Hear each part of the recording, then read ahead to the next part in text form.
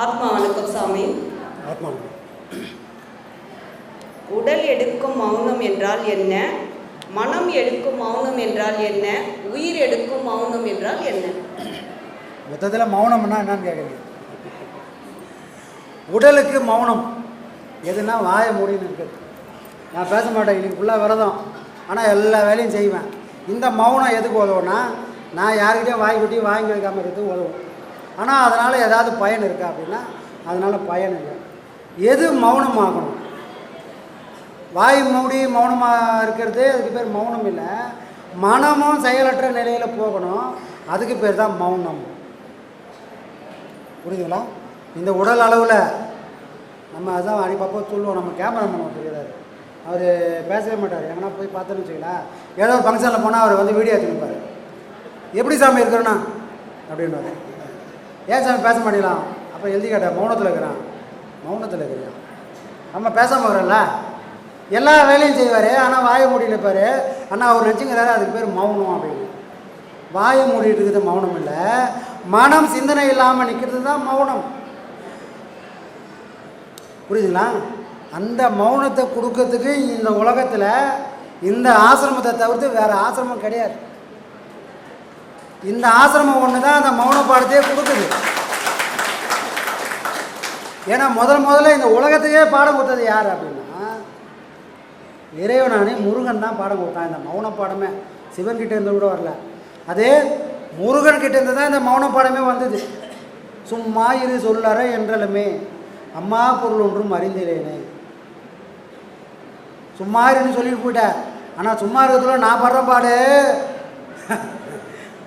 அப்படின்றாரு. யாரே? அருணகிரிநாதர். அவருக்கு கொடுத்தது மௌனம். அந்த பாடம் வாங்கி அவரோட மௌனத்தில் நின்னார். எத்தனை வருஷம்? 12 வருஷம். அதே மாதிரி இங்கேயும் பாடம் கொடுக்குறோம், அதே மௌனம் தான். அந்த பாடத்தை 12 வருஷம் பண்ணால் நீயும் அருணகிரி ஆகலாம், நானும் அருணகிரி ஆகலாம். அந்த பாடம் வாங்கினா எல்லாரும் எத்தனை வருஷம் ஆகணும்? ஆனால் 12 வருஷம் ஆகணும். முருகன் உபதேசம் கொடுத்தே 12 வருஷம் ஆயிடுச்சுன்னா காத்திருக்க கற்றுக்கணும். எதில் வேணால் அவசரப்படலாம், இதில் அவசரப்பட முடியாது. அப்படி ஒரு பாடம் தான் மௌன பாடம். புரியுதுங்களா? ஆடுறதுக்குன்னே ஒரு பொருளை கொடுத்துட்டு ஆடாமல் பார்த்துக்கப்பா, இந்த மருந்து கொடுத்துட்டு மருந்து சாப்பிடும்போது குரங்க நினைக்காதப்பா அப்படின்னா மருந்தை குடிக்கும் போதெல்லாம் குரங்க நினைக்கும்.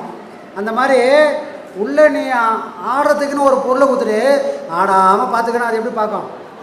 ஆடிக்கினே தான் இருக்கும். ஆனால் அதை ஆடாமல் நிறுத்தத்துக்கு ஒரு பாடம் கொடுக்கறதுக்கு ஒரு தகுதி இருக்கணும்.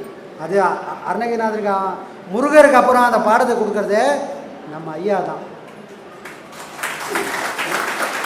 ஏன்னா அவருக்கே அப்படி ஒரு பாடம் கொடுக்கல, அவர் கொடுத்தது 3 பாடம் தான். அப்போ இவர் யார் தான் கொடுத்ததுன்னா அன்றைக்கி அருணகிரிநாதர் கொடுத்த அதே முருகப்பெருமான் தான் இவர்கிட்ட கொடுத்து இதாண்டா மௌன பாடம்னு அவர் உணர்த்திருக்கார். இல்லாட்டி இப்படி ஒரு பாடம் நமக்கு வாங்கிறதுக்கு வாய்ப்பே கிடையாது. ஏன்னா அப்படி வாய்ப்பு இருந்தால் எவ்வளோ ஆசிரமம் இருக்குது, மௌன பாடம் இன்னை வரைக்கும் யாரும் கொடுக்கல. அந்த மௌனத்தில் மனசை நிற்க வைக்கிறதுக்கு யாரும் பாடம் கொடுக்கல. உடலை தூங்க வைக்கிறதுக்கு பாடம் இருக்குது, மனசை சிந்திக்க விடாமல் தூங்க வைக்கிறதுக்கு இந்த உலகத்தில் பாடமே இல்லை சாமி. அது இந்த பிரம்மசூத்திர ஆசிரமத்தில் மட்டும்தான் நடக்குது. அதனால் பாடம் வாங்கணுங்க. உங்களுக்கு கிடைச்சது யார்கிட்ட இருந்து வந்ததுன்னா ஐயா கிட்டே வந்துச்சுன்னு இலக்காரம் நினச்சிடாதீங்க. முருகன் ஐயா கிட்டே கொடுத்து ஐயா உங்ககிட்ட கொடுத்துருக்காரு. அப்போ எங்கேருந்து வந்தது? எல்லாத்தையும் படித்த பரம்பொருள்கிட்டேருந்து உங்ககிட்ட வந்துக்குது. அப்போ நீங்கள் எப்படி நிற்கணும் அந்த இடத்துலன்னா 12 வருஷம் அந்த மௌனத்தில் நிற்கணும். அந்த பாடம் வாங்கிட்டு மௌனத்தை நிற்கிறாங்க. பாடம் பண்ணுறதுக்கான வழியை சொல்லிட்டோம். இதை எப்படி பண்ணலான்றது பாடம் வாங்கினதுக்கப்புறம் நீங்கள் பயிற்சி பண்ணதுக்கப்புறம் அதுக்கான விளக்கத்தை அப்புறம் தான் சொல்லுவாங்க. ஆனால் நின்று பழகினீங்கன்னா ஆடிக்கிட்டே இருக்கிற அந்த மனம் எல்லாத்தையும் நிறுத்திட்டு ஒன்றும் இல்லாமல் நிற்கும். அந்த ஒன்றும் இல்லாத நிற்கும்போது ஒரு சுகம் இருக்குது. அந்த சுகத்தை உணர்ந்தால் உங்களால் அந்த இடத்துல இருந்து வெளியவே வர முடியாது. அந்த சுகத்தை எல்லாரும் அடைஞ்சிட்டிங்கன்னா சிறப்பாக இருக்கும். சரிங்களா? அதுதான் மௌனமாக. ஏகாந்த நிலை, பரவச நிலை, ஆனந்த நிலை இப்படின்னா என்னன்னு சொல்லுங்க. என்ன நிலை?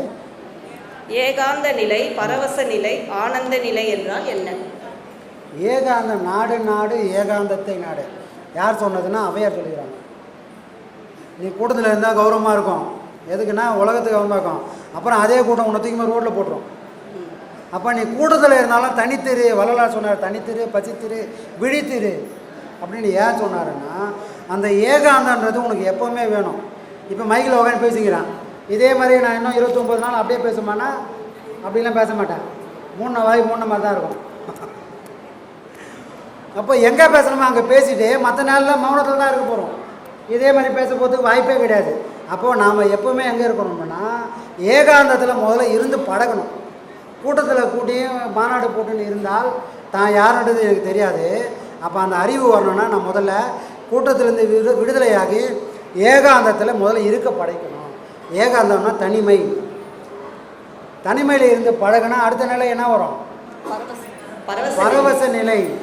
இந்த உலகத்தில் இருந்து உலகத்தில் உலவாகி இப்போ அவர் கூட போனால் நான் பரவசமாக இருக்கிறேன்னு யாராவது சொல்லிக்கிறாங்களா?